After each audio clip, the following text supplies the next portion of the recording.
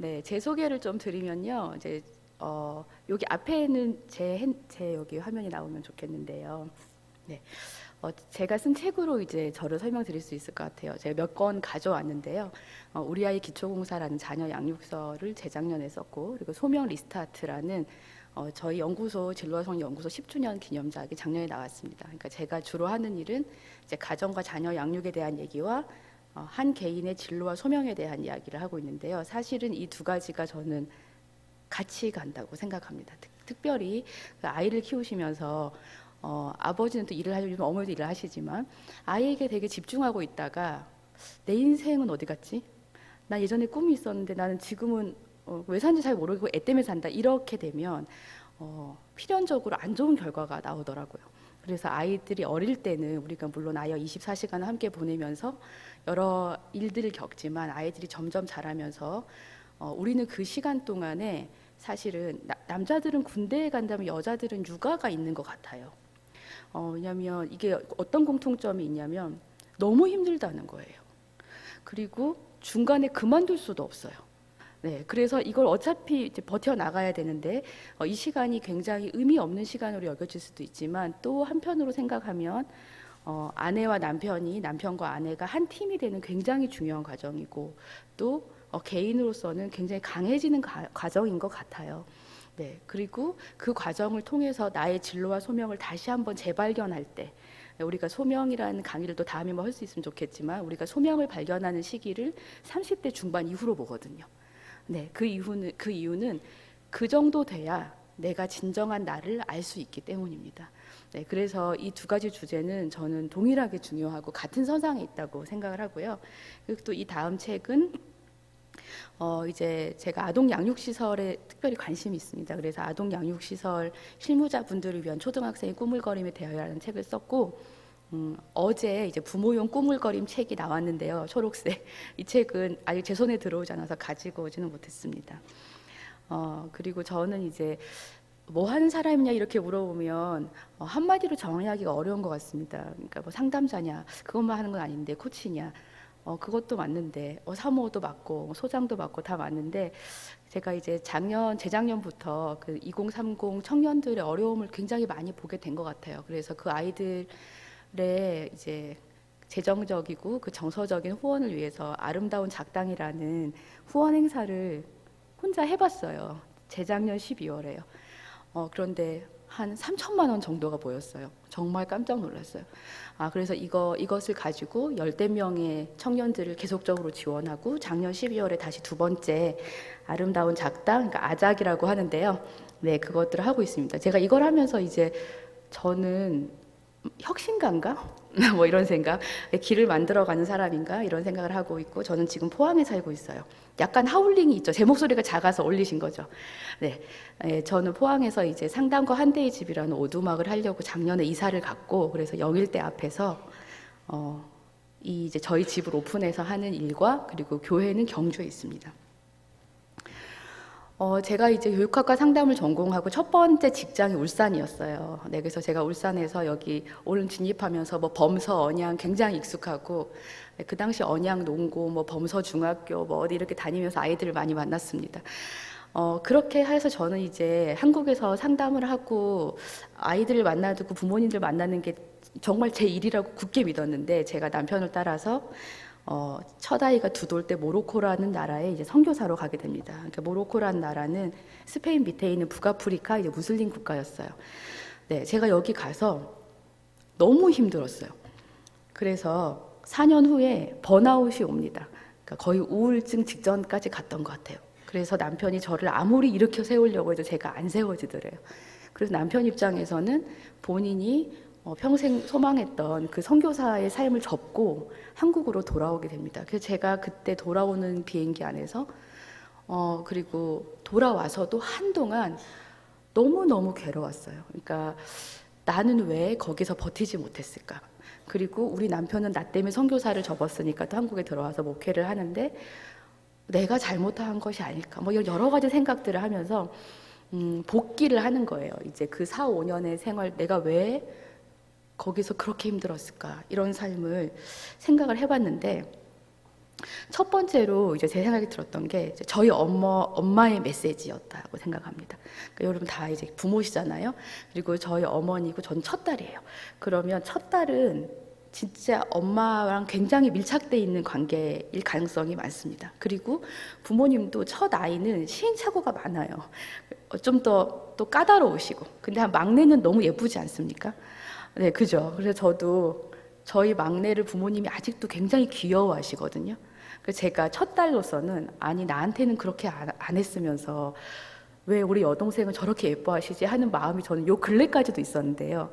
제가 막내를 키워보니까 얘는 좀 또 너무 예쁜 거예요. 그러니까 막둥이의 예쁨이 있더라고요. 그래서 제가 저희 부모님을 또 이해하게 됐는데 아무튼 간에 이제 저희 어머니는 저에게 어머니가 그 가족을 부양하고 이렇게 해서 사회생활을 못 하신 것이 굉장히 이제 어려우셨던 것 같아요. 그래서 저한테는 너는 나처럼 살지 말라는 메시지를 계속 주셨어요.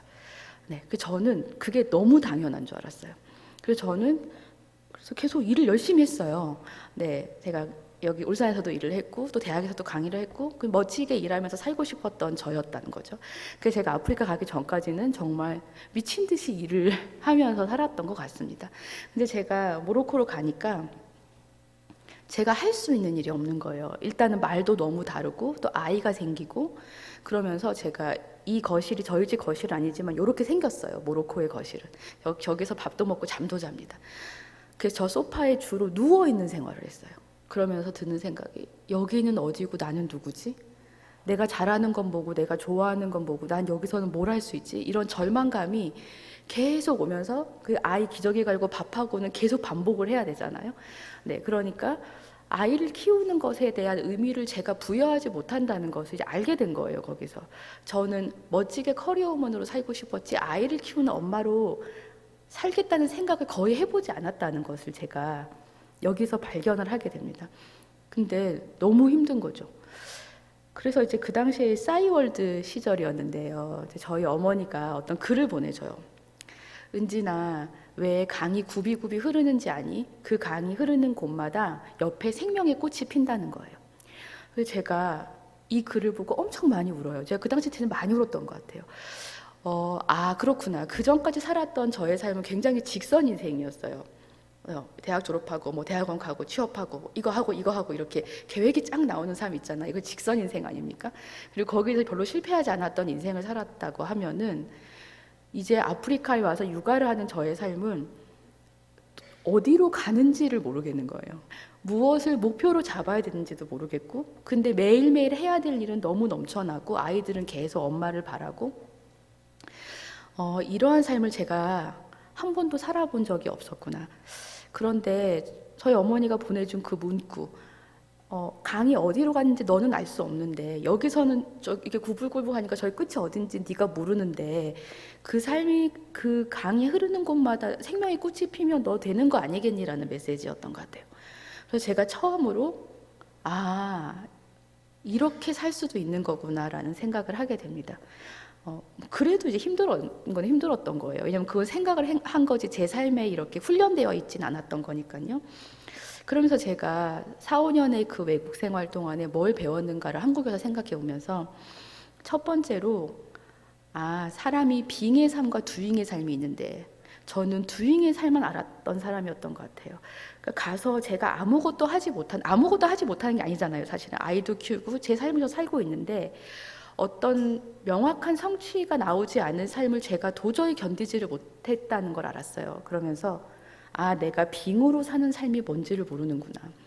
그때 아프리카에서 주님이 제게 계속 말씀하셨던 게 은진아 너 아무것도 안 해도 돼. 너 여기서 나랑 같이 예배드리자. 그런 메시지였거든요. 주님은 괜찮으시다는 거예요. 제가 괜찮지 않은 거예요. 아니죠 주님. 제가 여기서 무슨 일을 해야 되죠. 제가 아랍어도 열심히 배우고요. 제가 사람들 열심히 전도하고요. 근데 거기 그렇게 전도할 수 있는 땅이 아니에요. 무슬림 국가는. 그래서 정말 저희가 막 까만 봉지에 성경 이렇게 막 묶어가지고 이렇게 투척하고 도망가고 막 그런 거 했었거든요. 그렇게라도 했었어야 됐다고 제가 서로 생각했는데, 제가 그러니까 불균형적인 삶을 산 것이기도 하고, 제가 20대에 그걸 못 배웠기도 한 거죠. 그 다음에 또 하나는 부모로 산다는 거, 이것의 중요함을 나는 몰랐구나. 네, 그래서 제가 그 시절을 떠올려 보면, 은진아, 엄마로 사는 게 정말 중요해. 세상에서 그걸 뭐라고 얘기하든 상관없이 하나님은 이 부모의 역할을 정말 중요하게 생각하신다 하는 것을 제가 깨달았던 것 같습니다. 그러면서도 이런 거 있잖아요. 애가 빨리 크면 좋겠다. 애가 빨리 커야 내가 내 일을 하지. 이런 마음. 또 아이가 정말 어릴 때는 24시간 감옥 갔잖아요. 창살 없는 감옥에 갇혀 있다고 느꼈어요. 저는 그때. 뭐 목욕탕을 한번 제대로 갈 수가 있나, 뭐 커피숍을 제대로 갈 수가 있나 그렇잖아요. 그러면서 제가 작년에 이제 예수님을 묵상하면서 하나님이신 예수님이 몸을 입고 세상에 오셨다. 이것을 성육신의 개념으로 설명할 때 저는 항상 낮아지심을 생각했던 것 같아요.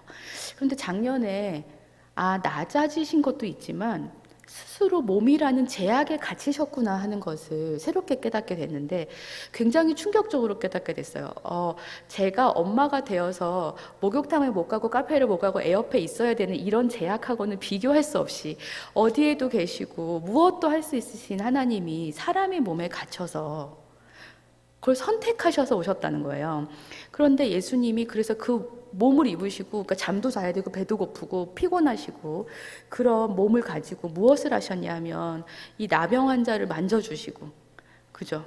아무도 만져주지 않았는데 나병 환자를 예수님이 몸을 입고 나병 환자를 만져주시고 그 배신하고 떠나간 제자들을 위해서 갈릴리 호숫가에서 물고기를 구우면서 같이 먹자고 하시는 거예요. 그래서 제가 이 장면에 정말 많이 머무르면서 나는 빨리 애들이 커야 돼. 뭔가 제약이 없어져야 돼. 그래야지 내가 뭔가를 할 수 있어. 자유로워질 거야. 이렇게 생각했던 이 생각이 어떻게 보면은 이것도 한 차원 전환되어 될 수 있겠구나. 내가 어떤 제약을 지금 갖고 있다면 이 제약을 가지고 할 수 있는 것은 무엇인가? 하나님이 나에게 이 제약을 주신 때가 있잖아요. 때가 차면 그 다음은 넘어가거든요. 그렇잖아요. 이 때에 내가 이걸 통탄만 하고 있을 게 아니라 이때에 내가 하나님과 최선으로 할 수 있는 것들은 무엇인가라는 것을 육아를 하는 입장에서는 한번 생각해 봐야 하는 포인트라고 생각했어요. 그래서 저도 이제 아들이 4명이잖아요. 지금 이제 고3, 중2, 중1, 5학년입니다. 여기 저희 셋째가 중1이 따라왔어요. 너무 감사하게도. 네, 그랬는데 이 아이들이 빨리 커야 돼, 막 빨리 기숙사에 가야 돼, 막 이렇게 생각할 수도 있고, 제발 물론 그런 마음도 있어요. 네, 그런데 또 한편으로는 제가 아들 4명을 키우면서 나는 아들 넷이기 때문에 일은 끝났다 이렇게 생각한 적이 있었거든요. 예, 그냥 나는 이제 좋은 엄마로 살다가 죽어야 되겠다. 그런데 좋은 엄마로 살려고 하니까 애를 그렇게 잡더라고요. 네, 그러니까 좋은 엄마로 살면 안 되더라고요. 그 적절한 엄마로 살아야 된다고 생각을 했어요. 예. 그러니까 내가 너네 때문에 이거를 포기하고 이렇게 해서 내가 정말 좋은 걸 줄 거야 이렇게 생각하니까 그렇게 눈에 거슬리는 게 많더만요. 그래서 나는 내 삶을 살고 아이는 아이의 삶을 살면서 내가 좋은 것을 안 좋은 것보다 더 많이 주면 되는 것이지, 뭔가 완벽한 것을, 세상에서 가장 좋은 것을, 니네한테 절대로 후회하지 않는 선택을 내가 만들어 줄 거야 라고 부모가 생각하면 여기서부터 아이들하고 갈등이 굉장히 깊어진다는 것을 알았어요. 그래서 뭐 대상관계 전문가 위니컷 이런 이제 의사 선생님은 충분히 좋은 엄마 뭐 이런 얘기하잖아요. 굿 이너프 마더 할 때 이것은 모든 걸 다 채워주는 엄마가 아니라 아이가 필요할 때 옆에 있어주고 정서적으로 따뜻하지만 그 부모의 기대를 아이에게 막 투사하면서 너 이렇게 돼야 돼 막 이렇게 생각하는 부모가 아니라는 거죠. 그래서 제가 지금 굉장히 마음이 편하고요. 요 근래 드는 생각은 이런 거예요. 제가 이제 우리 아이 기초공사를 이 책이 나온 이유가, 제가 30대 초반에 이 아들 4명 데리고 막 이제 힘들 때 저희 어머니가 한 번씩 오시잖아요. 네, 그러면 막 울고 계세요. 이제 기가 막힌 거예요. 이제 저도 지금 꼬맹이들 3-4명 키우는 집 보면 한숨이 나와요. 네, 제가 그렇게 살았는데, 그러니까 저희 어머니는 그때 늘 한숨을 쉬셨거든요. 네, 울고 또 막 밥 먹다가 체해요, 저희 엄마가. 그래서 제가 그냥 오지 마라 그러면. 네, 그러니까 엄마 나도 힘들어. 제가 막 그런 얘기하고, 엄마는 딸 집이니까 안 와볼 수는 없는데 오면 너무 마음 답답하니까 또 체하고 막 그랬어요. 그런데 그런 와중에 저희 어머니가 어느 날 굉장히 중요한 질문을 저한테 하세요.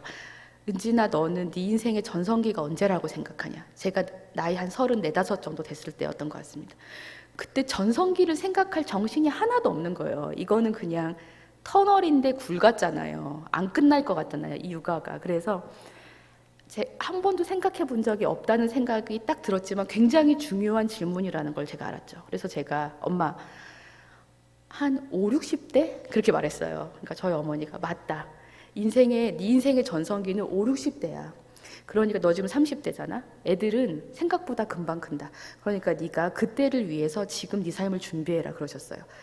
저는 저희 어머니가 하셨던 많은 말 중에 거의 베스트 원이라고 생각합니다. 이 말이. 그래서 제가 너무 고마웠어요. 그러면서 제가 그때 그럼 내가 뭘 준비하지?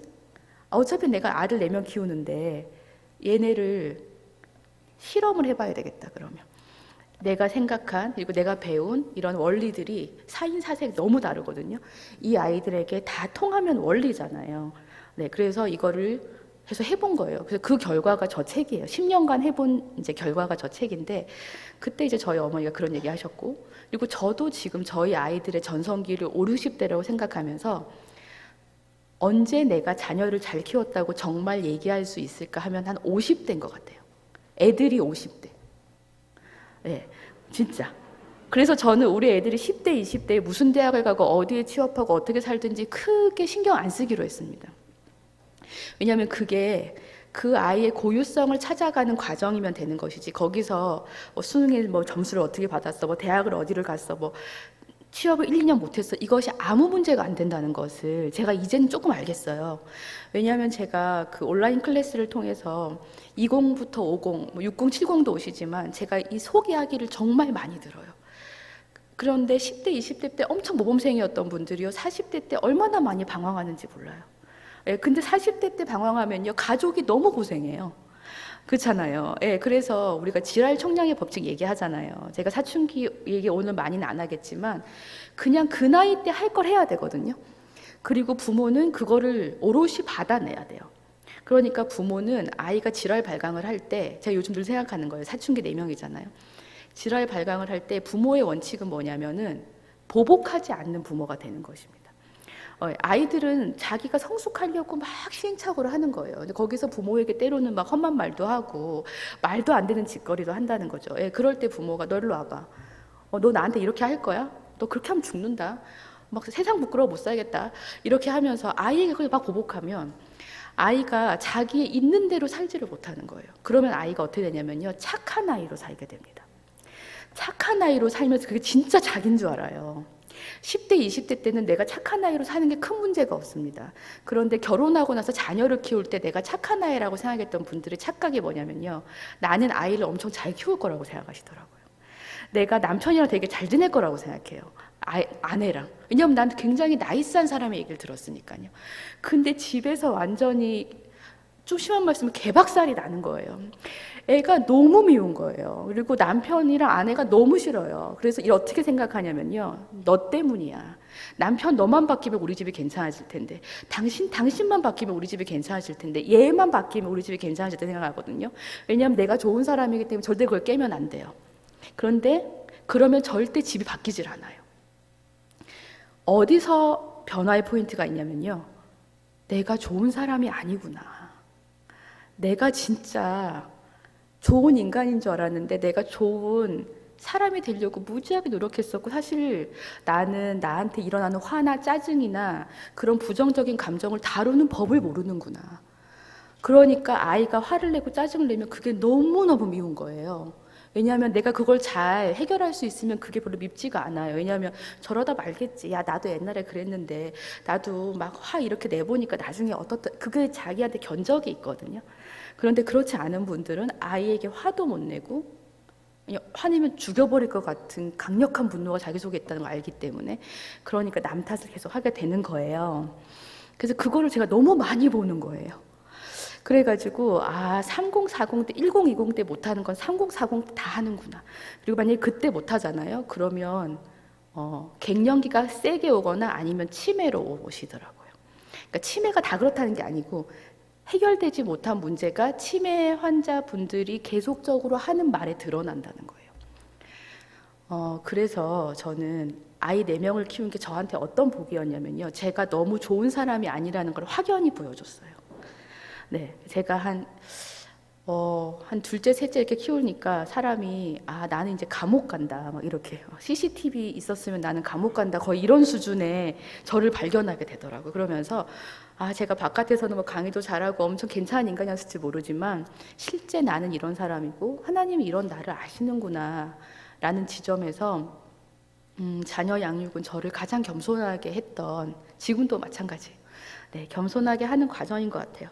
그래서 뭐 아이들을 이제 홈스쿨링도 하고, 이제 코로나 때는 여러분도 다 하셨을 거예요, 그죠? 아프리카에서도 홈스쿨하고 한국에서도 하기도 하고 공교육도 보내보고 대안학교도 보내보고 뭐 여러 가지를 많이 해봤습니다. 하고 있고요, 지금도. 자, 그러면 이런 이제 저의 소개를 이렇게 드리면서, 그러니까 자녀 양육이라는 거는 있잖아요, 나의 삶과 너무나 밀접한 연관이 있어요. 다 떼놓고 애 어떻게 잘 키우면 돼요? 이런 문제가 아니더라고요. 그리고 자녀 양육은 내가 가장 중요하게 생각하는 것을 아이에게 전수하는 과정이에요. 그러니까 내가 신앙이 뭐 어떠냐, 뭐 내가 정말 무엇을 중요하게 생각하는가를 무엇으로 알 수 있냐면요, 저 부모가 아이에게 무엇을 가르치는가를 보면 그냥 그걸 정확하게 알 수 있다고 생각합니다. 왜냐하면 나에게 가장 중요한 것을 나에게 가장 중요한 아이에게 당연히 전수하고 싶잖아요. 네. 그러니까 고3 됐으니까 너 교회 나오지만 뭐 그런 부모님 없으시겠죠. 그런 부모님이 계시다면 사실은 그분의 가장 중요한 것은 대학에 가는 것이고 성취라는 거죠. 그러니까 이제 나이가 들수록, 저도 여러분 앞에 나이 얘기하긴 뭐하지만 나이가 들수록 말과 글은 거의 안 믿게 되는 것 같아요. 그거는 얼마든지 속일 수 있거든요. 근데 정말로 그 사람을 들어야 하는 건 그 사람의 선택, 그리고 특별히 어려운 선택을 어떻게 하느냐가 가장 그분을 명확하게 보여주는 거 아닌가? 그리고 자녀에게 무엇을 하는가가 그 사람을 가장 명확하게 보여준다라고 생각합니다. 그래서 자녀 양육은 엄청난 영적인 길인 것 같아요. 그게 막 기도만 하자 이게 아니고, 이 싸움의 형태가 가장 첨예한 가치의 대립을 가지고 오는 그런 영역인 것 같고요. 그래서 저는 요 근래에 드는 생각은 부모의 길은 영광의 길이 아니고 십자가의 길이 맞구나, 그 생각이 들어요. 네, 그러니까 자녀가 뭐 잘 돼서 내가 너를 자랑하겠다. 그러니까 특별히 아이들이 어릴 때 아이들이 인사를 잘 안 하거나 이러면 부모님들이 아이를 엄청 혼내면서 인사를 제대로 해야지 막 이렇게 하시거든요. 그래서 속에 어떤 생각이 있냐면, 네가 그렇게 인사를 안 하면 나는 인사를 안 하는 애를 키우는 나쁜 부모가 되잖아. 사람들한테 창피하잖아. 너 나를 창피하게 만들지 마. 이것으로 미취학 아이들하고는 많이 부모들이 갈등이 있습니다. 근데 그걸 얘기를 하진 않죠. 예, 그냥 그렇게 해야 된다고. 하지만 속으로는 나는 절대 너 때문에 쪽팔리는 부모가 되고 싶지 않아라는 강력한 열망이 있어요. 근데 그게 언제 깨져요? 사춘기 때 엄청 깨지죠. 네. 아이들이 이제 말을 안 들어. 그리고 내 바운더리한테 들어오지 않아요. 막 살아. 네, 그럴 때 와, 이거 이제 어떡하지? 하는 생각을 하게 되는데, 지금 저도 이제 그런 과정을 거치고 있는데, 한편으로는 너무 다행한 거예요. 저희 아이가 너무 착하지 않아서요. 네. 너무 착하지 않아서 다행인 거예요. 왜냐면 자기 생긴 대로 살고 있다는 뜻이니까요. 네. 그렇지만 그 책임을, 마음 아픔을 저희가 감당해야 되잖아요. 그러면서 이거는, 이 자녀 양육의 길은 내가 하나님께로 자녀를 품고 더 가까이 가는 길이지 자녀 때문에 영광받는 길은 아니다. 그래서 한 50 정도 되면 자녀 양육의 성패를 볼 수 있대. 저는 그때 하늘나라 가 있을 것 같거든요. 네, 그래서 그거는 주님이 아실 것 같아요. 얘가 잘 자랐는지 주님이 아시고, 저는 어느 정도까지 보다가 가겠는데, 가끔 이런 생각하죠. 내 장례식이 가장 화려할 것이다. 네, 뭐 이렇게 생각하기도 합니다만. 네, 아들 4명이니까 손님은 많이 올 것 같아요. 네. 걔네가 잘 자라주었다면. 자, 그러면 이제 우리가 자녀에 대해서 얘기를 할 때, 자녀가 사랑스러울 때는 언제예요? 제가 질문하면 가장 많이 동일하게 나온 대답은 애가 잘 때. 그때는 막 너무 예쁘다. 막 애 발을 붙잡고 엄마가 잘못했어, 아빠가 잘못했어, 내일은 그렇게 안 할게 하고 다시 그 다음날 회전문을 밀고 들어가는 이제 그런 삶이 반복되죠. 그리고 또 자녀가 사랑스러울 때가 언제냐 하는 질문에 또 많이 나온 대답이 사진으로 볼 때입니다. 그러면 잘 때랑 사진으로 볼 때 어떤 공통점이 있어요? 얘가 나를 안 건드린다. 네, 그냥 날 건들지 말고 넌 너무 예쁜데, 나랑 상호작용이 일어나는 순간 이제 그때부터 자녀에게 욱하기 시작한다는 거예요. 네, 특별히 그런데 아이들 키울 때 크게 한 세 가지로 구분할 수 있어요. 그러니까 이지한 아이, 쉬운 아이, 그리고 진짜 어려운 애가 있어요. 그 중간 애가 있거든요. 그러니까 쉬운 아이는 어떤 아이냐면 그냥 이제 일반적으로 얘기하면 규칙성이 강한 아이. 그러니까 자고 일어나는 게 좀 정확하고, 그리고 적응도 잘해. 어디 가서 뭐 너무 막 뭐 문제 일으키지 않고, 또 부모가 이렇게 하면 또 대강 알아듣고 이런 아이 있어요. 그런 아이가 이지한 아이입니다. 네, 저는 저희 첫째가 이지한 아이라는 것을 저희 둘째, 셋째가 태어나서 알았어요. 그러니까 저는 첫째 때는 솔직히 자녀 양육이 그렇게 힘들진 않았어요. 그래가지고 막 뒤집어지고 막 이렇게 난리지기는 집안들 보면은 속으로, 저는 부모가 뭐 문제가 있나 보다. 저 자녀 양육이 그렇게 어려운 건 아닌데 이렇게 생각했거든요. 진짜 솔직히. 근데 저희 둘째, 셋째가 막강한 디피컬트가 태어나면서 제가 이제 와, 똑같이 가르쳤는데 왜 안 되지? 우리 첫째는 거의 욕을 안 해요. 지금도 고3인데. 네, 저희 이제 밑에 저희 셋째 나가서 다행입니다. 저희 둘째, 셋째는 지금 막 입 쳐다다라 막 거의 이런 수준의 욕을 막 하면서, 그래서 제가 아니 부모가 똑같은데 어떻게 이렇게 다른 결과가 나올 수가 있지? 그리고 우리가 보통 이제 어려운 아이라고 생각하는 경우 어떤 경우냐면 되게 예민한 경우. 밤에 잠도 안 자고 까다로운 아이들 있잖아요. 밥도 막 엄청 편식하고 막 엄청 괴롭고, 그리고 또 고집이 너무 센 경우. 아무리 말을 해도 안 듣는다. 끝까지 자기 의견을 관찰하고자 만다. 이런 경우. 또 어디 가면 적응이 늘 힘들어서 어디 뭐 이렇게 이동할 때마다 너무 힘들다. 막 이런 경우가 우리가 되게 힘든 아이라고 생각을 해요. 그런데 여기서 중요한 것은 이 아이가 쉬운 아이인지 힘든 아이인지, 그러니까 이 아이 만약에 그것이 기질이라면 하나님이 이 아이에게 주신 선물이에요. 그건 나랑 안 맞을 뿐이지. 그런데 아까 제가 그 부정적인 감정을 잘 다루지 못하는 경우 이런 얘기했는데, 특별히 아이가 화내고 짜증내는 걸 못 견디겠다 하시는 분도 되게 디피컬트할 수 있거든요. 그거는 내가 내 부정적인 감정을 잘 처리 못했다는 것일 수도 있습니다. 네, 아무튼 그래서 그러니까 제가 여기서 하고 싶은 말은 뭐냐면요. 내가 만약에 이지한 아이를 키우고 있잖아요. 그러면 다른 사람의 자녀 양육에 조언을 하면 안 되더라고요. 제대로 좀 키우지, 그런 말을 하시지 말고 그냥 감사원금을 하시는 게 낫다. 네, 그리고 정말 어려운 아이들이 있어요. 근데 보니까 첫째 남자인데 걔가 굉장히 어려운 아이인데 인 경우에 엄마랑 되게 힘들어요.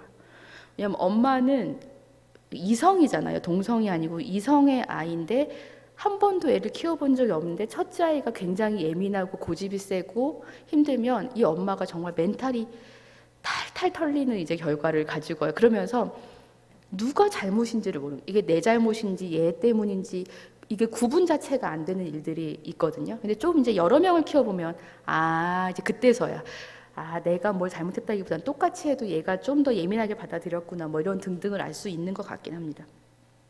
그래서 저는 부모가 너무 자책하지 말아야 된다고 생각해요. 그리고 아이는 그것을 이겨낼 만한 힘이 있어요. 그런데 부모가 이제 지속적으로 비난을 한다, 그런 문제가 되겠죠. 지속적으로 아이를 비난하면 아이의 힘이 자랄 수 없으니까요. 그래서 아이를 비난하는 것을 교회에 와서 주님께 하시고, 아이에게는 조금 더 칭찬의 말, 격려의 말을 퍼센테이지가 높게 하면 된다는 거예요. 보통 우리가 칭찬과 가르침을 5대1의 비율로 보거든요. 내가 아이를 5번 칭찬했으면 아이를 가르쳐야 될 때 있고, 때로는 직면시켜야 될 때 있고, 똑바로 살아라 막 이렇게 해야 될 때가 있잖아요. 근데 그 비율을 5대1 정도로 해야 예금 통장에 이렇게 돈이 많아서 한 번씩 출금이 되더라도 마이너스 통장이 안 된다니, 이렇게 생각하시면 될 것 같고요. 그래서 어쨌든 간에 이 자녀 양육은 나를 성장시키는 경험으로서 거의 최고봉이다 라고 생각합니다. 네. 저도 이제 아이들 때문에 어쨌든 지금도 지지고 볶고 하잖아요. 저희 첫째가 고3이잖아요. 이번 기숙사에 사니까 잠시 어린이날 연휴에 왔다 갔거든요. 가면서 이래요. 엄마는 집에서 돌을 닦는다. 이렇게 하면서. 엄마 스트레스 관리 잘하세요. 저한테 그렇게 얘기하고 갔어요. 그러니까 자기가 봐도 이제 고3 정도 되니까 지금 엄마 아빠가 동생들 키우면서 이러이러한 일들로 고민하고 또 잘 넘어가기도 하고 괴로워하기도 하고 하는구나 하는 게 이제 첫째 눈에는 좀 보이는 것 같아요. 자, 그래서 저는 이 아직도 가야 할 길이라는 이 책을 참 좋아하는데, 이 책에 스카페 박사가 뭐라고 말하냐면요, 진정한 사랑은 영원히 자신을 성장시키는 경험이다. 그러니까 우리가 사랑한다고 말할 때 이 사랑의 정의가 모두 다르거든요. 그런데 저는 이 정의가 정말 성경적이라고도 생각이 들고요. 그러니까 내가 누구를 사랑한다는 것은, 내가 자녀를 사랑한다는 것, 내가 배우자를 사랑한다는 것은 내가 성장하는 경험이라는 거예요. 그 사람을 위해서 내가 나를 깨트리는 경험이라는 거죠. 성장한다는 것은 내 그릇이 커진다는 거고, 그럼 필연적으로 껍질이 이렇게 금이 가거나 그릇이 깨져야 되는 거거든요. 그러니까 사랑한다는 것은 고통스러운 과정이라고 생각해요. 그런데 그 고통을 왜 견디냐? 내가 상대를 사랑하고 그 사람이 성장하기를 원하기 때문에 내가 깎여 나가는 길이라는 것이죠. 네. 그래서 저는 이 정의가, 그러니까 부모의 사랑이 십자가의 길을 통과하는 것과 참 맞닿아 있다고 생각이 들어요. 그래서 제가 상담을 하거나 이렇게 할 때, 저는 개인 상담 많이 하진 않지만 상담을 할 때 제일 어려운 경우가 우리는 안 바뀔 거고 얘만 바꿔주세요 하는 경우예요.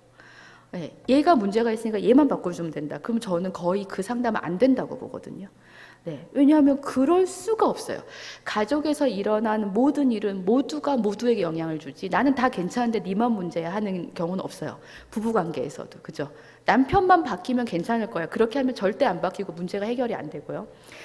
아내만 바뀌면도 마찬가지입니다. 결국은 나는 내가 이러이러한 약함을 갖고 있고, 이것이 당신에게 이러이러한 영향을 미치고, 당신도 그런 약함을 갖고 있는데 나한테 이것이 이러이러한 영향을 미치는구나 하는 이 상호작용을 보는 거가 제일 필요한 과정이잖아요. 그죠? 그래서 저는 그럴 때 너무 답답해요. 네, 나는 문제 없고 쟤만 바꿔달라.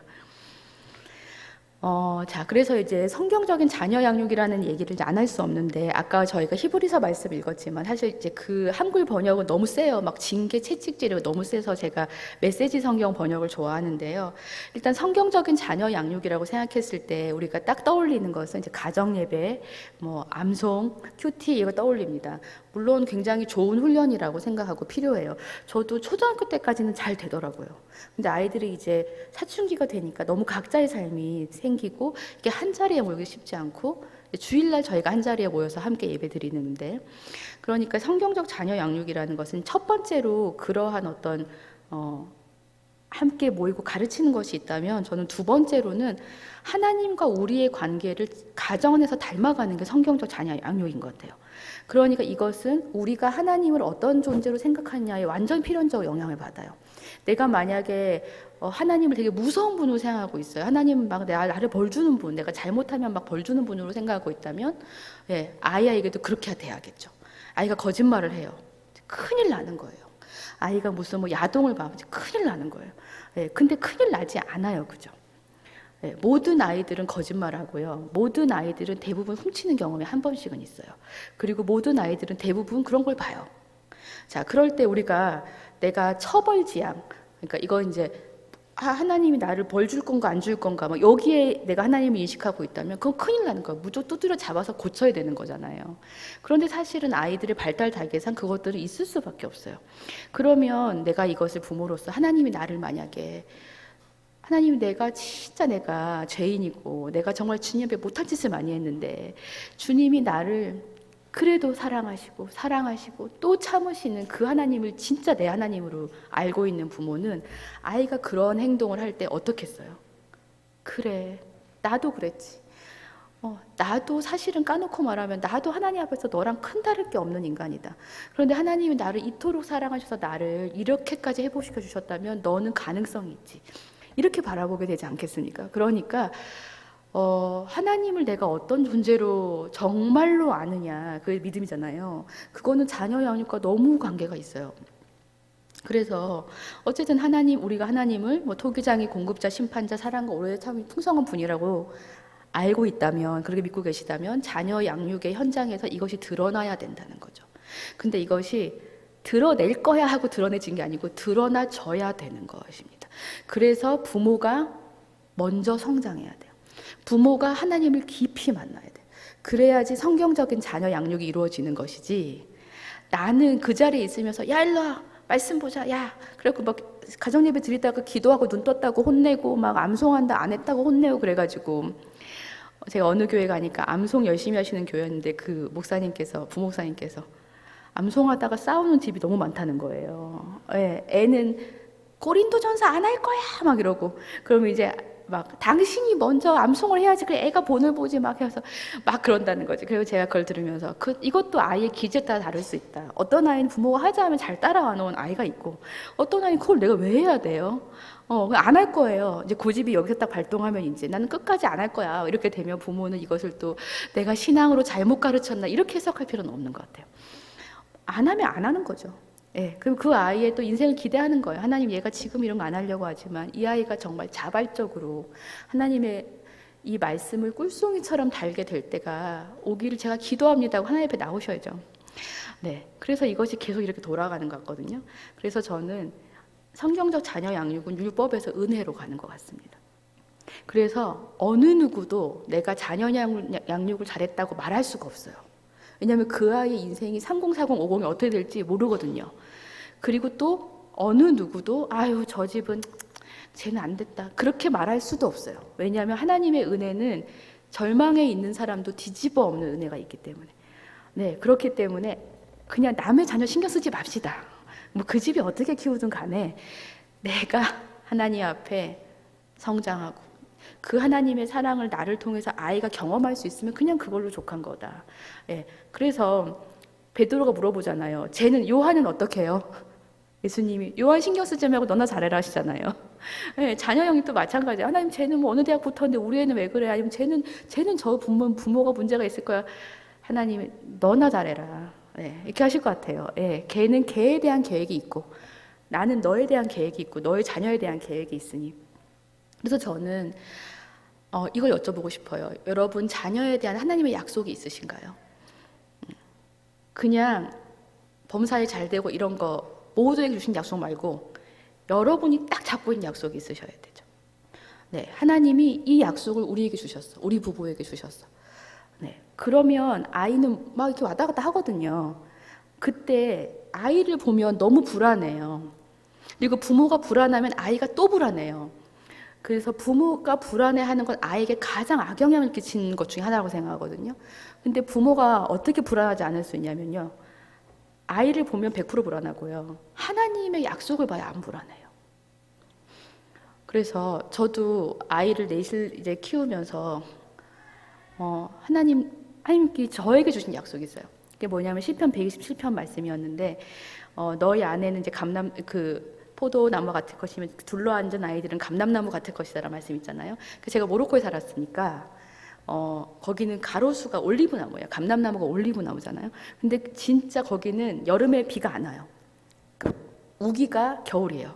그러니까 그 쨍쨍한 40도 넘어가는 여름에 비가 안 오는 곳에 이런 빼빼마른 올리브나무 가로수가 심겨져 있으면 제가 볼 땐 저거 죽는다 저거는 이렇게 생각했어요. 근데 제가 그 말씀을 딱 읽는데 하나님 제 머릿속에 너 그 가로수가 다 죽을 것 같지? 거기에 열매 한 3-4개 달려 있어요. 그런 너희 자녀가 네가 지금 그때 어렸잖아 애들이. 너 그럴 것 같지. 그런데 정말 올리브 나무가 잘 자라면 어마어마하게 커지고요. 막 열매를 10만 개씩 달아요. 그러면서 내가 너희 아이들 이런 믿음의 거목으로 키워주겠다 하셨거든요. 그래서 제가 그 말씀을 아멘으로 받았어요. 그래서 제가 아들 4명 키워요. 근데 지금 우리 애들 막 이제 사춘기니까 당연히 여러 가지 일들이 있어요. 학교에서 전화도 오고요. 전화도 받고, 상점도 받고, 벌점도 받고, 여러 가지 일들이 있습니다. 그럴 때 제가 저희 거실에 큰 올리브나무 그림을 사서 걸어놨어요. 제 돈으로 처음 산 그림이에요. 그래서 제가 멘탈이 흔들릴 때마다 그 그림을 보는 거예요. 그렇지. 하나님이 우리 아이들 믿음의 거목으로 키워주시겠다고 나에게 약속하셨지. 그러면 우리 아이들이 부침이 있겠지만 절대 망하지 않는다. 네, 그런 마음이 엄청 평안해져요. 왜냐면 하나님의 약속이 우리에게 평안을 주는 것이지 상황의 편안함이 우리에게 평안을 주는 것이 아니에요. 그죠? 왜냐하면요, 사람은 살 때 기쁘고 공고한 일이 단짠처럼 계속 오잖아요. 새우깡 먹고 홈런볼 먹고 똑같은 거잖아요. 예, 그래서 성경에 기쁠 때는, 좋을 때는 기뻐하고 공고할 때는 기도하라. 이것이 계속 왔다 갔다 하는 게 인생이라는 거예요. 그럼 자녀 형도 똑같다는 거거든요. 예, 아이가 되게 성적표 잘 받아오면 좋지만 그 다음 바로 사고 치고요. 예, 그 다음 내 말 잘 되는 것 같은데 막 친구가 놀러 다니고 막 이런 일들이 계속 발생할 때 우리가 무엇을 바라봐야 되는가? 네, 하나님의 약속을 붙들자. 혹시 제가 지금 이 얘기 하는데 나는 그런 약속이 없는 것 같은데 하시는 분이 계시다면 이제 기도 제목을 이걸로 하자. 5월의 가정의 달인데 하나님 저에게 우리 자녀에 대한 약속을 주세요. 하나님 변함없는 주님의 말씀을 저희 마음에 꽂아주세요. 그러면 제가 이 말씀을 붙들고 제가 우리 아이를 하나님 앞에 드리고 기도하겠다. 네, 뭐 드린다고 목회자 되는 뜻이 아니고 네, 드리고 기도하겠다 이렇게 얘기할 수 있을 것 같습니다. 그래서 우리 가정의 분위기는 너무 중요해요. 네, 아이들이 집에 들어오고 싶은 분위기다. 이미 50% 이상 성공하신 거라고 봅니다. 네, 은혜가 넘치는 가정에 들어가고 싶거든요. 율법이 강력한 집안에 들어가고 싶지 않아요. 네, 계속 혼나. 네, 뭐 이렇게 하지 마 저렇게 하지 마라. 너무 금지 규정이 많고. 네, 그러면 속으로 이렇게 하죠. 너나 잘하지. 애들이 이렇게 생각하지만 또 애들이 제일 괴로운 거 뭐냐면 우리 엄마 아빠가 또 너무 잘한대. 네, 너무 교회 장로님 권사님도 너무 잘하신대요. 그럼 애들이 너무 괴롭다는 거예요. 네, 그래서 조금 빈틈도 보여주시고 같이 게임도 하시고 그러시면 좋을 것 같아요. 그래서 아무도 자신할 수 없는 자녀 양육, 하나님의 은혜에 기대어 사는 것이 우리 자녀 양육이다 생각하고요. 이제 시간이 진짜 얼마 남지 않았지만 하는 데까지 해보겠습니다. 그러니까 자녀에게 욱하는 이유들 3가지로 생각합니다. 훈육과 기질과 목표. 네, 그러니까 훈육은 우리가 자녀 양육하면 조금 더 이제 좀 챙기고 의식주를 잘 챙긴다는 느낌이 있다면 훈육은 이제 가르칠 훈이잖아요. 아이들을 어떻게 가르칠 것인가. 여기서 이제 어떻게 가르쳐야 할지 잘 모르겠는데 또 내가 부모한테 배운 바가 없어서 잘 모르겠는데 이런 경우도 있으시고요. 자, 그럼 훈육을 조금 간단하게 다뤄보면 훈육을 할 땐 요런 느낌이 떠올라요. 근데 사실은 훈육은 이것보다 훨씬 더 넓은 개념이라는 거예요. 그래서 제가 히브리서 말씀을 아까 읽었는데 여기서 히브리서 말씀에서 이 메시지 성경 번역인데요. 훈육에 몇 가지 원리가 있습니다. 첫 번째로 여기 보이시죠? 하나님께서는 진정으로 우리에게 최선이 되는 일을 하고 계신다. 자, 이게 1번 원리입니다. 그러니까 우리가 아이에게 무엇을 가르칠 때 그것이 이 아이에게 최선이 되는가를 잘 생각해야 된다. 아까 내가 창피하기 싫어서 얘를 가르칠 수도 있거든요. 그것은 진정으로 얘한테 최선이 되는 게 아닐 수도 있어요. 내가 창피하고 안 창피하고를 떠나서 이 아이에게 정말 최선이 되는 것이 무엇인지를 숙고하자. 그 다음에 2번째, 당장은 훈련이 즐겁지 않고 본성을 거스른다고 느껴요. 아이를 훈육할 때 웃으면서 하는 부모는 아무도 없고 웃으면서 그 훈련을 받는 아이는 아무도 없어요. 왜냐하면 괴로워요. 근데 3번째, 잘 훈련받은 사람만이 하나님과의 관계에서 성숙한 열매를 맺는다. 우리가 훈련하면서 아이를 잘 키워가면 어떤 열매를 맺느냐? 아이와 부모 간의 관계에서 성숙한 열매를 맺어요. 그래서 잘 훈련된 아이, 잘 훈련된 부모일수록 뒤로 갈수록 더 좋아져요. 그런데 아이를 잘 훈련하지 못하면 사춘기 때 이제 빵빵 터지고 관계가 다 깨지고, 네, 그렇죠. 그래서 사춘기 아이들 어떻게 키워야 돼요라는 질문을 저에게 하면은 저는 이렇게 물어봐요. 초등학교 때 어떤 관계를 가지셨어요? 네, 초등학교 때 아이들과 관계의 질이 사춘기 때의 관계의 질이 상당히 결정하고요. 근데 초등학교 때 진짜 힘들거든요. 왜냐하면 아이들이 미성숙한 채로 자기들의 모습을 막 드러내기 때문에 사고가 빵빵빵 터지기 때문에. 그런데 그때 부모가 그것을 애쓰고 계속 함께 해결하려고 하고 그렇게 하면 안 돼, 이렇게 살아야 돼, 화를 내고 보복하라는 말이 아니라 계속 가르치는 거예요. 그래서 저도 이런 생각했어요. 몇만 번 가르쳐야 되나? 이런 생각 한 적도 있거든요. 그러니까 한두 번 하면은 못 알아먹나? 근데 못 알아먹는 거예요. 아이니까요. 그래서 왜냐하면 아이는 미성숙하기 때문에, 완전하지 않다는 뜻이 아니라 아이는 어리기 때문에 무엇을 반복합니까? 시행착오를 반복한다. 내가 아이가 이것을 말했을 때 걔가 그걸 바로 들은다고 생각하는 부모가 더 이상한 거잖아요. 내가 이렇게 해도 걔는 계속 할 거예요. 계속 실수할 거예요. 그것을 나는 이미 알고 있어야 되는 거죠. 그래서 너 또 잘못했어? 너 또 잘못했어? 너 엄마 말 뭐 안 들어? 너 내 말 무시해? 바보야? 이게 아니고 그럴 거라는 걸 다 알고 있어야 돼요. 우리는 손바닥 위에 올려놓고 알고 있어야 되죠. 그래서 그런 일이 발생할 때마다 어떻게 생각해야 돼요? 이 아이의 성장을 돕는 과정을 나는 하고 있다. 그것이 계속된다. 이것이 계속되는 때가 초등학교 때가 아주 가장 강력한 것 같아요. 네, 왜냐하면 이제 사춘기 되면 자기 삶을 좀 들어가 버리거든요. 그래서 훈육의 1차적인 목표, 건강한 자존감과 자기 통제력을 지닌 아이로 키우는 것입니다. 제가 이걸 제 책 1장에 써놨어요. 그러니까 날이 갈수록 영어 성적이 오른다, 수학 성적이 오른다는 것은 눈에 딱 보여요. 키가 큰다, 눈에 보여요.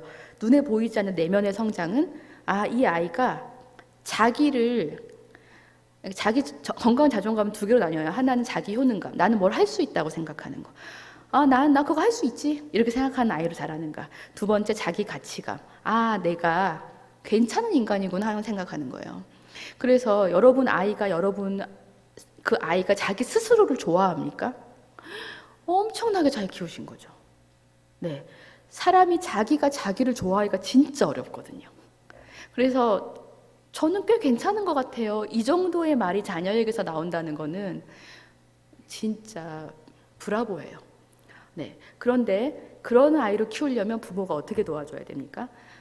자기 효능감, 내가 무엇을 잘했구나, 내가 이걸 잘할 수 있겠구나 하는 효능감을 키우는 것은 아이가 어떤 성취를 해왔을 때, 근데 그것이 큰 성취가 아니라 자그마한 성취, 또 해보지 않았던 시도, 그런 것을 했을 때 너무 잘했다, 이야 훌륭하다, 네, 이렇게 계속 얘기해 주는 거예요. 그다음에 자기 가치감, 아이가 나를 소중하게 여기는 존재로 자라게 한다는 것은 여러분이 아이를 소중하게 여겨줘야 되는데요. 여기서 핵심은, 그래서 저는 사랑은 존중과 똑같다고 생각합니다. 사랑은 무례하지 않으며, 딱 나오잖아요. 그러니까 내가 너를 사랑하니까 이렇게 하는 거야 하면서 아이에게 되게 무례하게 하실 수 있는 거예요. 막 때리고 막 험한 말 하면서 내가 너를 사랑하니까, 너가 잘 되라고 이렇게 하는 거라고 얘기할 때 사실은 그것은 존중하지 않는 무례한 태도로 나갔기 때문에 아이에게는 사랑으로 여겨지지 않는다는 거예요.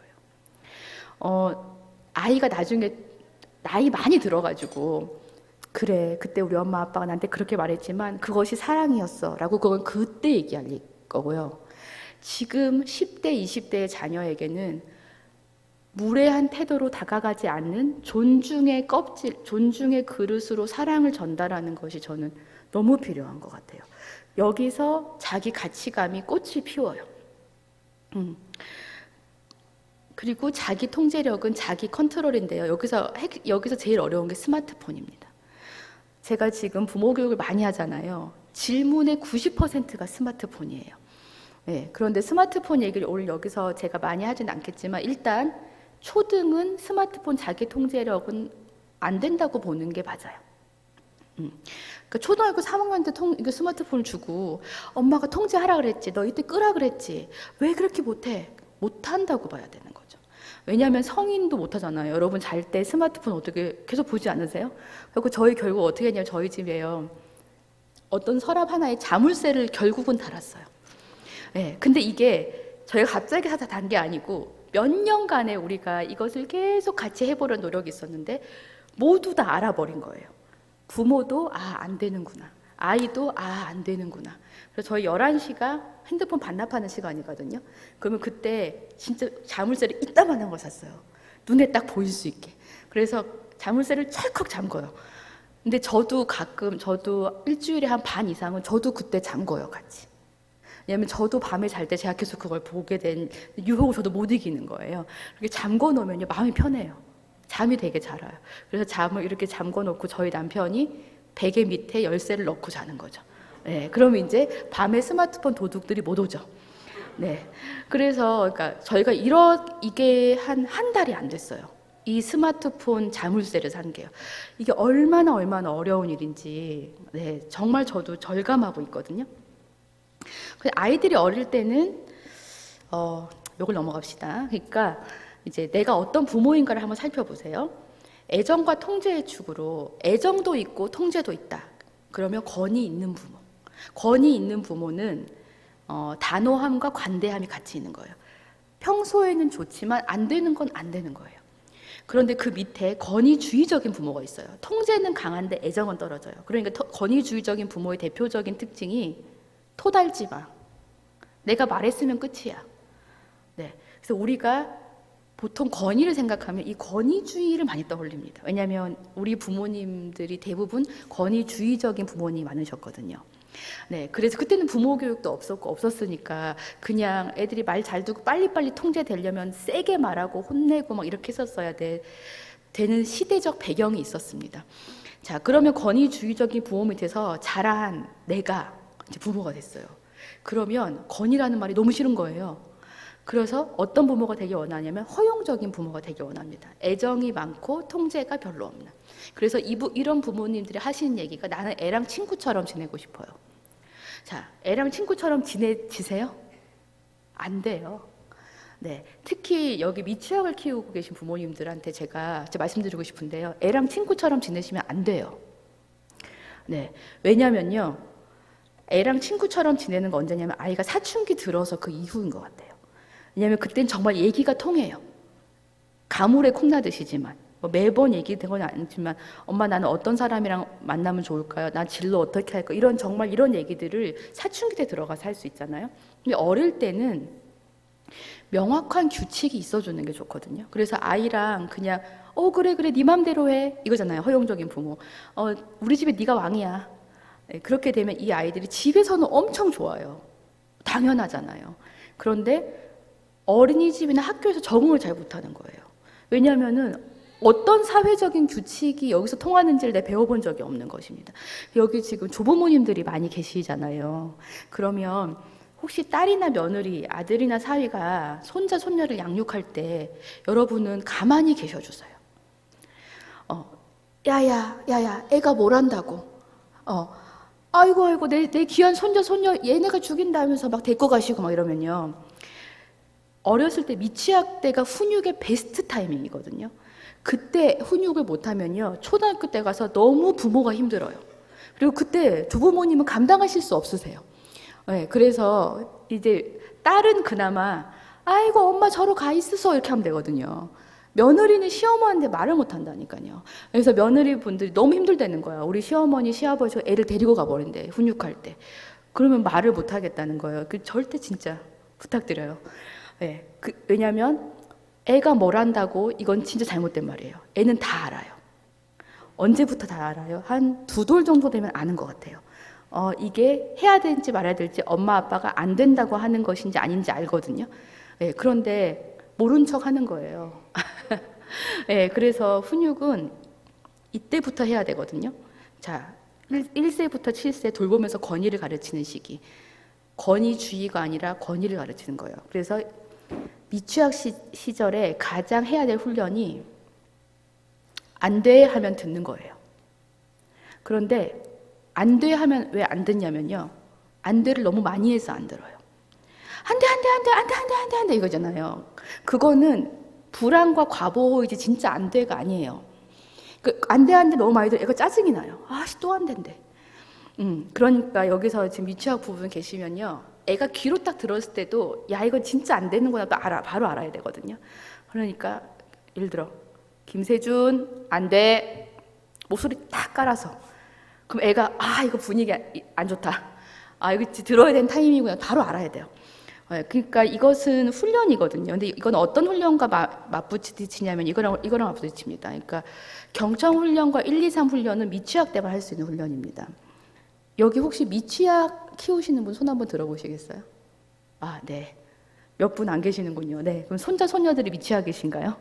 네. 그러면 일단은 왜 부모, 자녀 사이에 소리가 올라가냐면 이런 경우예요. 누구야? 무시해. 누구야? 말을 안 해. 야, 너 내 말 안 들려? 이렇게 소리가 커집니다. 그래서 제가 아들 4명 키운다니까 제가 많은 얘기 들은 게 너무 안 됐다. 성대 결절 안 나냐 이 얘기 많이 들었어요.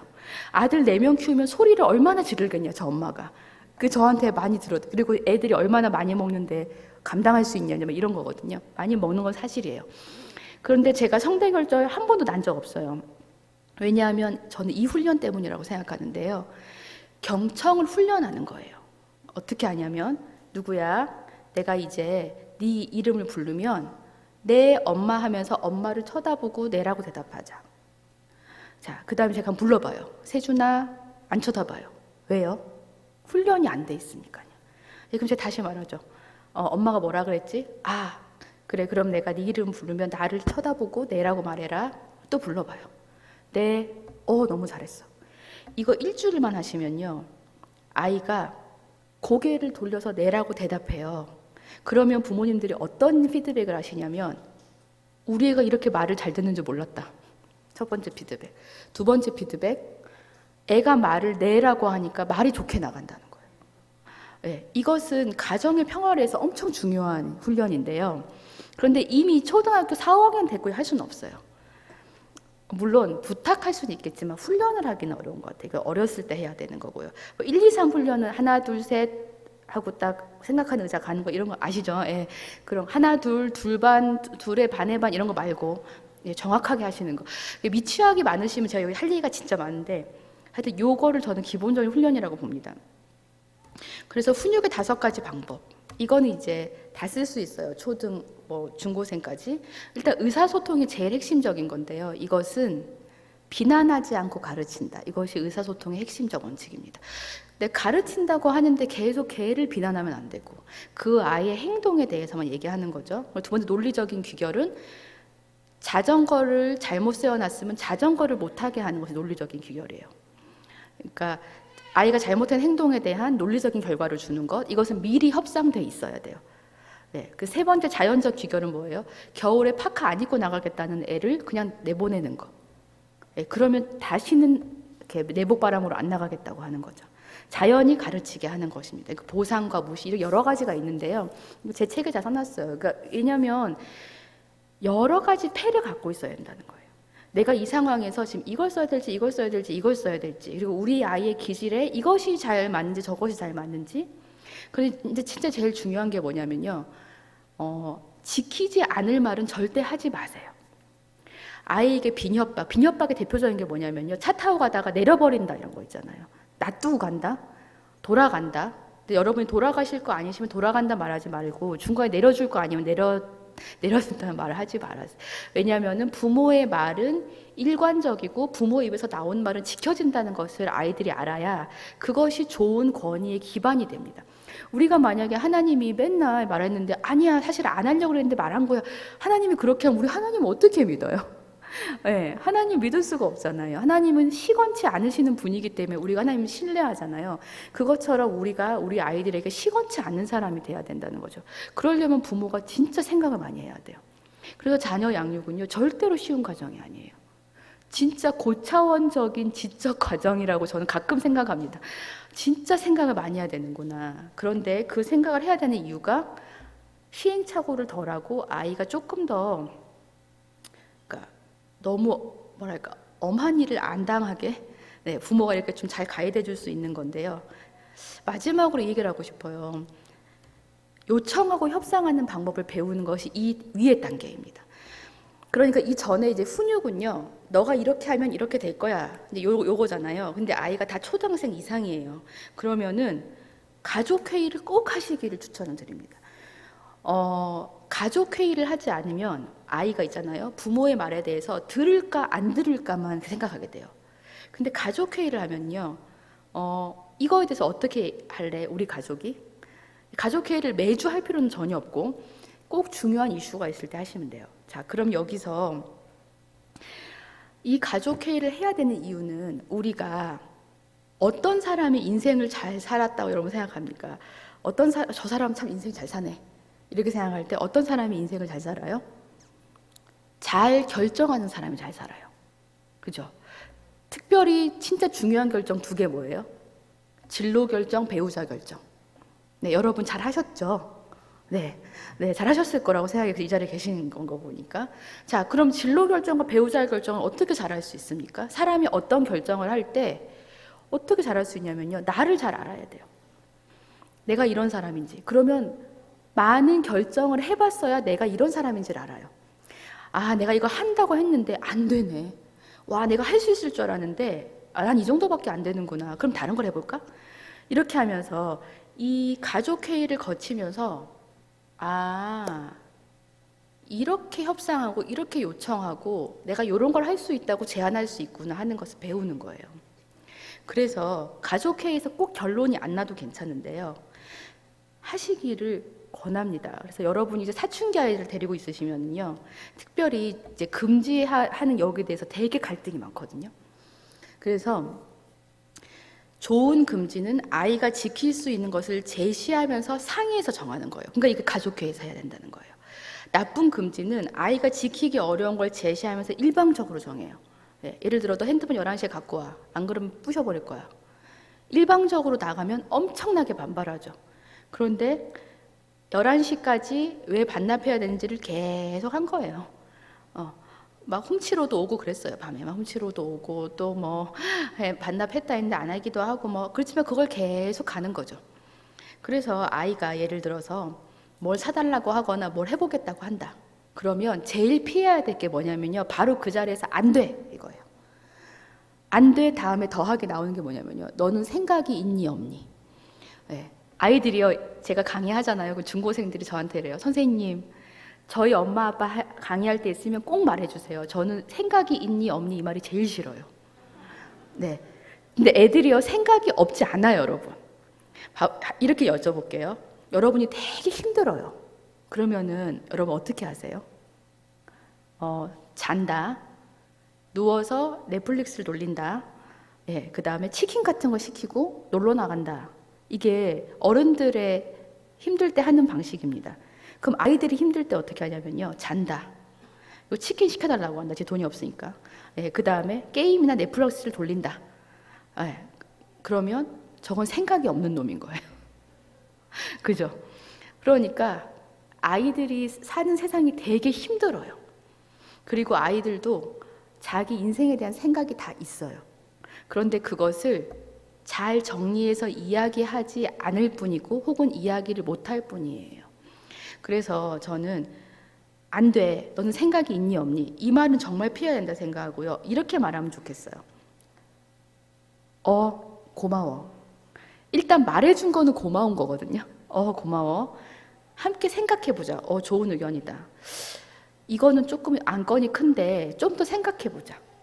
그래서 안건이 어느 정도 만약에 낮에 얘기했으면 오늘 저녁 먹고 나서 이야기하자. 혹은 안건이 좀 크면 주말에 우리 주일 저녁에 같이 얘기하자.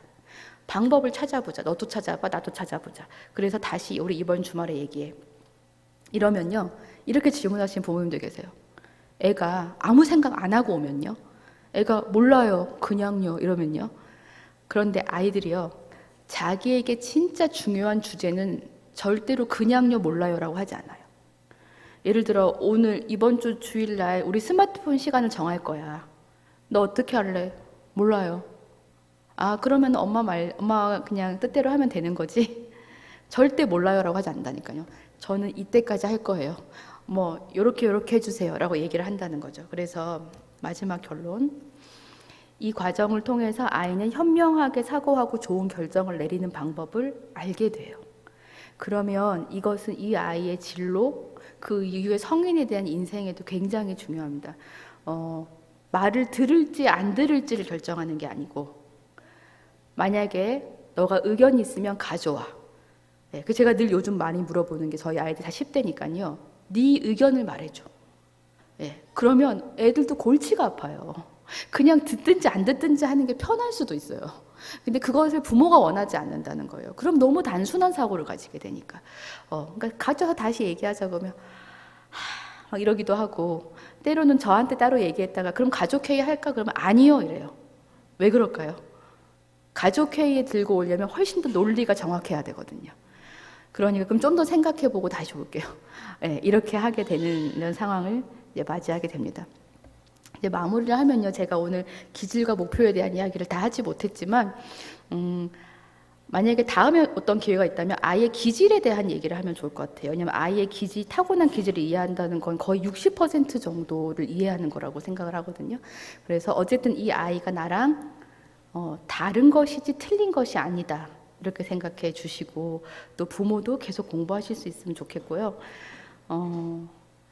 어떤 교육의 방식을 선택하든지 하나님이 이 아이를 쓰신다면 되는 거잖아요. 그죠? 예.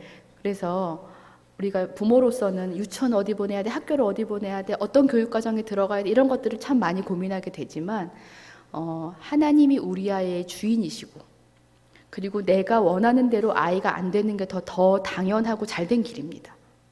예. 내가 원하는 대로 되면은요, 내가 신이에요. 그래서 저는 요즘 이런 생각을 합니다. 하나님이 내가 원하는 대로 안 해주셔서 너무 다행이다. 하나님이 내가 원하는 대로 다 해주시면 하나님은 지인이지 제가 믿을 만한 기이한 분이 아닌 거예요. 그 요즘은 하나님이 내 생각대로 안 해주시는 것이 너무 감사하고, 내가 우리 아이를 안다고 해도 이만큼 알고 있는데 우리 아이를 가장 잘 아시는 하나님이 이 아이를 사용하신다면 저는 그것으로 정말 충분할 수 있으면 좋겠다. 이것이 저의 기도 제목입니다. 함께 같이 그렇게 기도했으면 좋겠어요.